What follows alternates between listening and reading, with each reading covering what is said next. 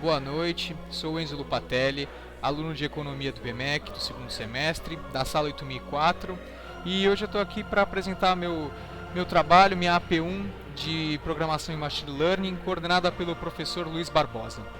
Aqui no primeiro exercício ele pedia para puxar 3 notas do teclado e depois fazer a média delas com peso. Então eu dei 3 inputs aqui, um para P1, para P2 e para P3, e logo depois eu já joguei na fórmula, sendo NF, que aí é igual ao AP1 com peso 2, AP2 com peso 3 e AP3 com peso 4. Logo embaixo eu já pedi um print do resultado, que era o NF, junto com esse format aqui, que é uma função que junta string com o resultado. Aqui no exercício 2, era um exercício no qual ele pedia para puxar do teclado uma forma geométrica e depois efetuar o cálculo de qual você tinha puxado. Então eu coloquei primeiro aqui o input para saber qual forma que ele queria calcular e depois eu puxei com 4 ifs, um para cada fórmula disponível, né? Ou um para cada forma geográfica disponível. Então quadrado, retângulo, triângulo e o círculo. E cada um desses elifs dentro eu pedi outro input para pedir as variáveis, né? Então aqui no caso do quadrado, lado, aqui no retângulo, base e altura, e depois dentro do próprio elif ele já dá o resultado, que é a formulazinha para fazer o cálculo da área. E depois eu pedi um print do resultado do elif que foi escolhido. Aqui no exercício 3 é um exercício muito interessante, que ele é de Fibonacci. Então ele pedia para ele colocar quantos termos você queria que fosse utilizado pelo Fibonacci. Então eu já comecei logo perguntando quantos termos ele queria junto com o input, defini o count igual a 0, porque ele vai ser uma variável, o N1 e o N2, que vão ser os primeiros Fibonacci, eu igualei a 1, e depois eu já puxei logo um while, que ele vai ficar rodando enquanto o count, que vai ser a contagem dos termos que a gente for fazendo, for menor que o N termos, que foi a quantidade de termos que eu pedi para cálculo, ele vai ficar rodando. Então o Fibonacci funciona da seguinte forma: é o primeiro termo mais o segundo termo é igual ao terceiro termo. Então começa 1 mais 1 igual 2, 1 mais 2 igual 3, 3 mais 2 igual 5, 5 mais 3 igual 8 e 8 mais 5 igual 13, e assim vai.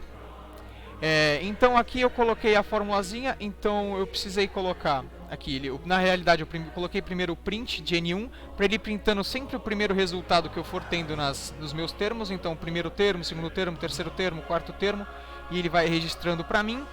E aí eu coloquei a fórmula, que é o enésimo termo, é igual ao N1 mais o N2.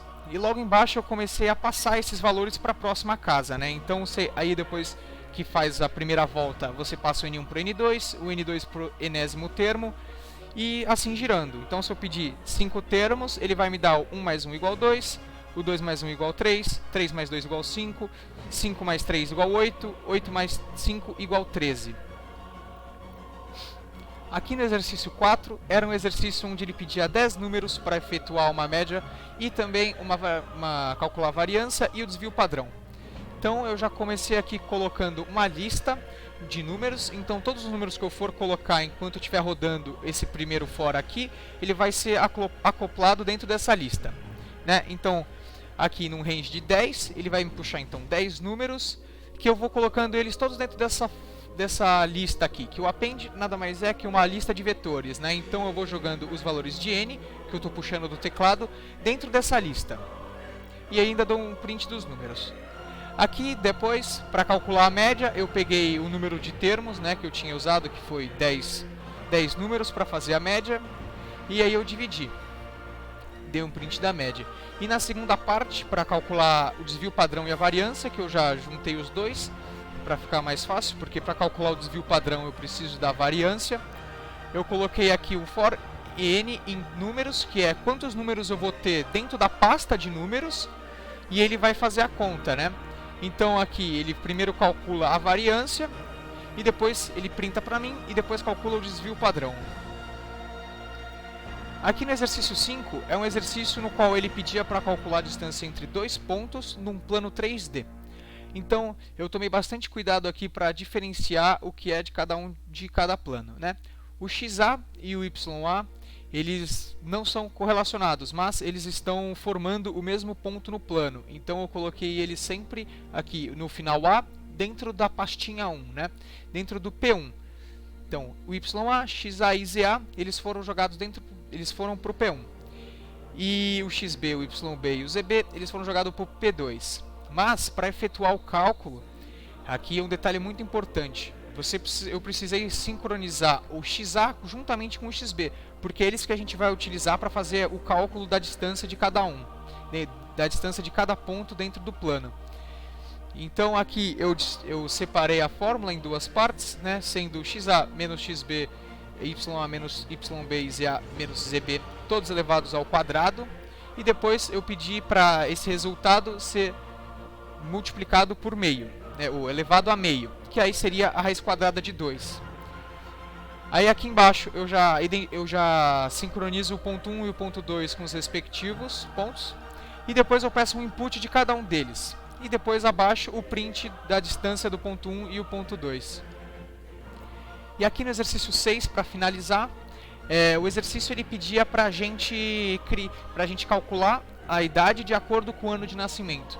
Então eu dei um import date aqui, que é uma base de dados, ou uma base de dados eu digo uma biblioteca. E dentro dessa biblioteca existem várias pastas. E essas pastas elas têm várias funções dentro dela. Então eu dei aqui o import date para usar na minha fórmula. E então eu já coloquei que hoje era igual date.today. Mas o que é esse ponto .today, né? O date eu estou vinculando a biblioteca e a pasta que eu quero puxar, que é o ponto .today. Então eu estou sincronizando que hoje é o valor que significa today, né? Que hoje é dia 6 de 10 de 2021. Então ele sincroniza esse valor dentro de hoje para mim. Logo embaixo eu peço um input do ano de nascimento do indivíduo. E depois eu falo que a data hoje, que era o valor que eu tinha puxado acima, ponto year, né? O que é esse ponto year? Esse ponto year, ele está vinculando todo o valor que eu puxei, que tem segundos, minutos, horas, dias, semanas, meses e ano. Eu estou puxando apenas o ano respectivo de hoje, para depois executar o cálculo e dar um print da idade do indivíduo.